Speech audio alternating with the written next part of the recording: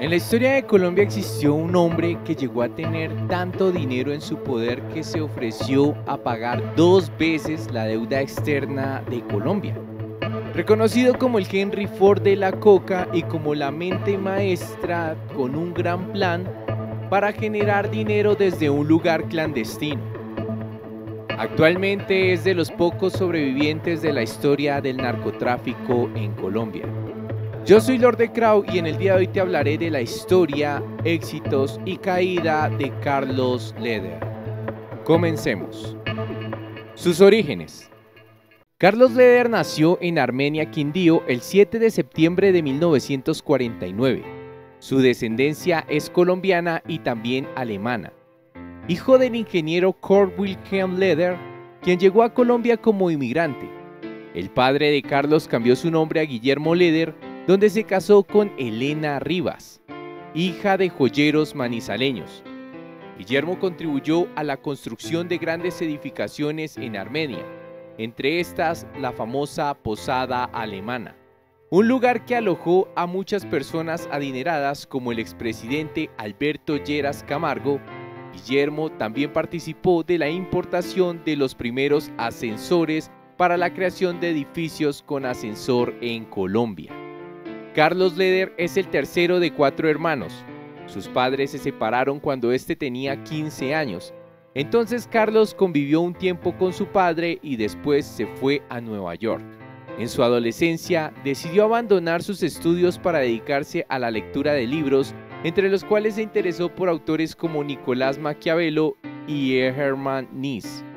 De la gran mayoría de narcotraficantes de los que se habla en Colombia, entre los pocos que podemos hablar que estaban interesados en culturizarse y adquirir más conocimiento referente a la historia del mundo y cómo funciona es Carlos Leder. En algunos casos, el conocimiento de este hombre le permitía tener conexiones sociales y hacerse con más poder. Sin embargo, todo implica, de acuerdo con la historia, que estos conocimientos eran más con fines narcisistas. Sus inicios en la delincuencia. Comenzó como un contrabandista de carros robados que posteriormente eran transportados a Medellín, donde uno de sus hermanos era dueño de un concesionario, lo cual facilitaba su venta. Carlos se las arreglaba para evadir las organizaciones aduaneras y hacer pasar los vehículos como legales. Posteriormente, a sus 24 años, decidió tomar clases de aviación, convirtiéndose en un gran piloto y memorizando diferentes rutas, las cuales utilizó inicialmente para crear su capital en el mundo del narcotráfico. Esto lo logró utilizando sus conocimientos de aviación para enviar marimba de México a Estados Unidos, volando con una avioneta a un nivel no muy elevado que le permitiera evadir los radares y aterrizar en diferentes lugares, por ejemplo los lechos secos de los ríos.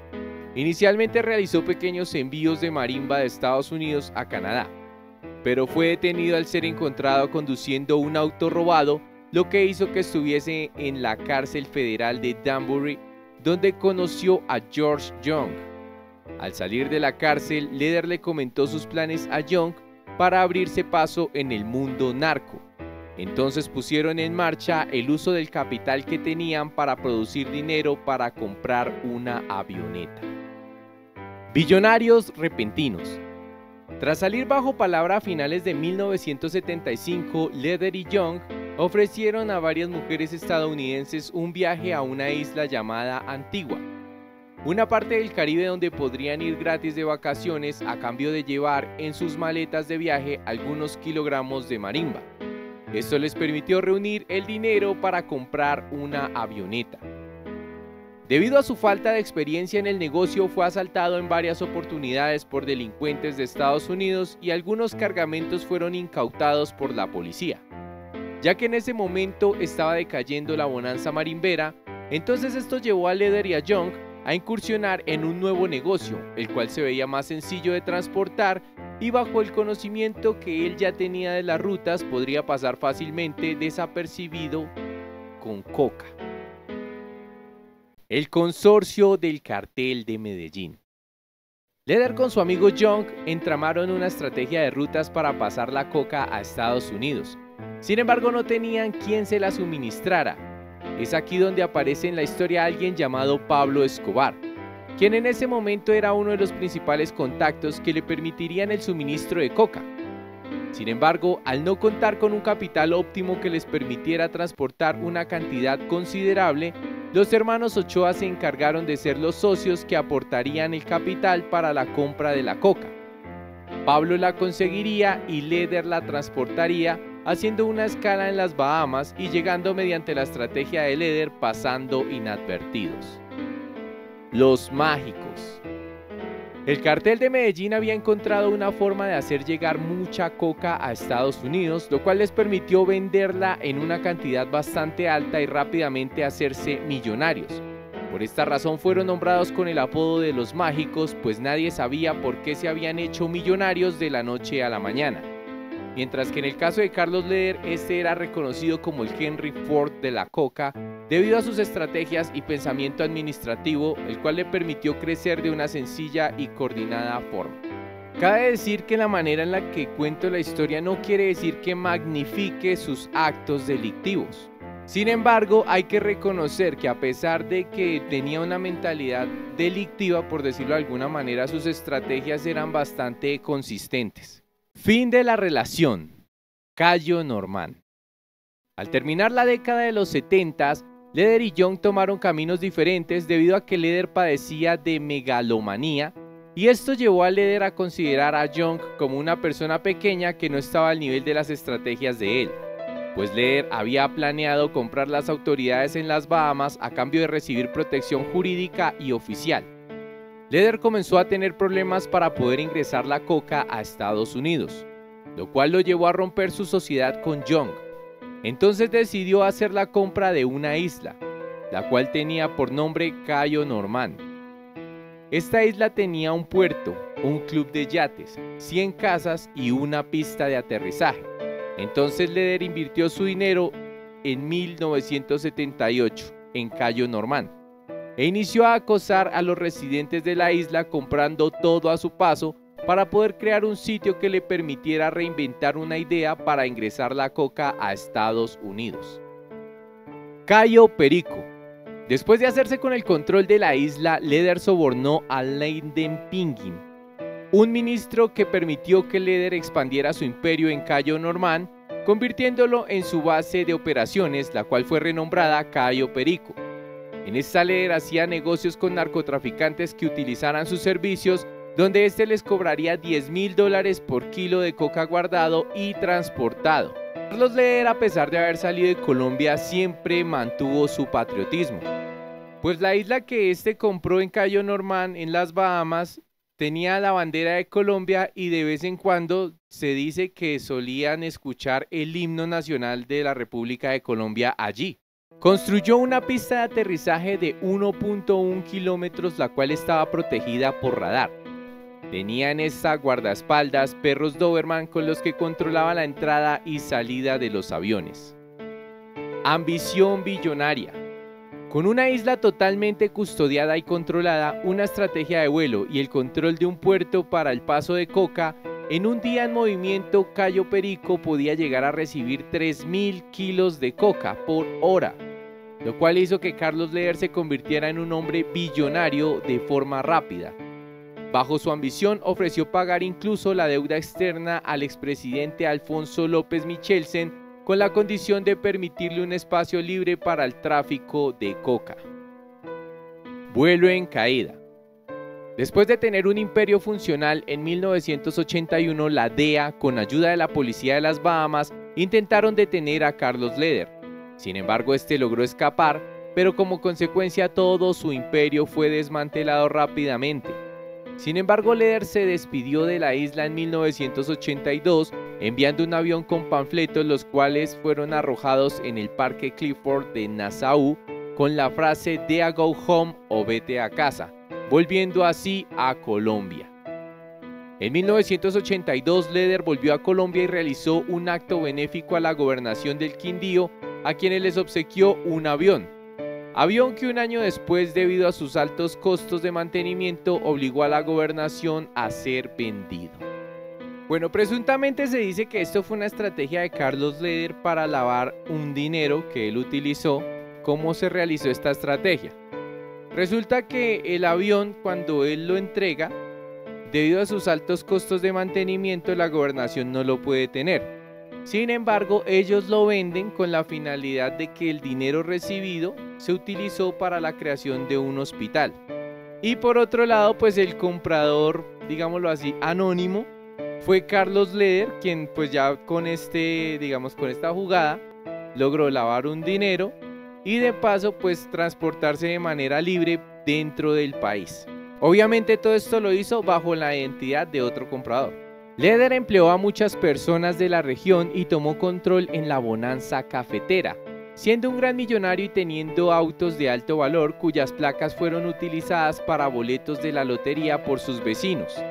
Aún es recordado por algunas familias de la región como una persona carismática y bondadosa que ayudó al pueblo de Armenia.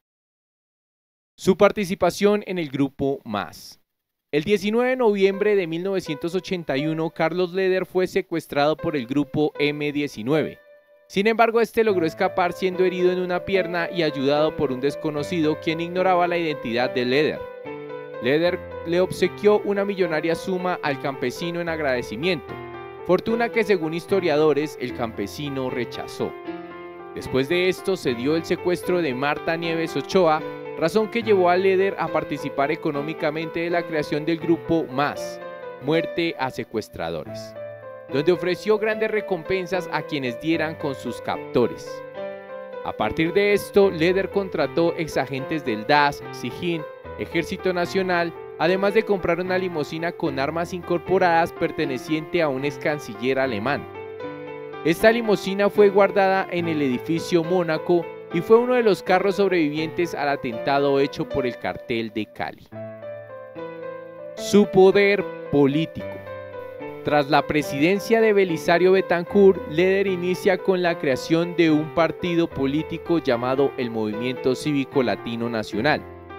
A su vez, tras una amnistía patrimonial la cual le permitió legalizar sus propiedades y a su vez representar su partido, dando varios discursos en la OTAN, donde manifestaba su desacuerdo con la extradición. Ante estas charlas, Edward, un ex socio de Leder en las Bahamas, fue reconocido y posteriormente Estados Unidos fue ante la Corte Suprema de Justicia en Colombia, donde dio a conocer las pruebas que tenía y comenzó la investigación en contra de Carlos Leder. Su caída. Carlos Leder fue acusado por el ministro de Justicia Rodrigo Lara Bonilla. Este denunció públicamente dineros mal habidos invertidos en diferentes partidos políticos y a su vez en equipos de fútbol con la finalidad de controlar el populismo.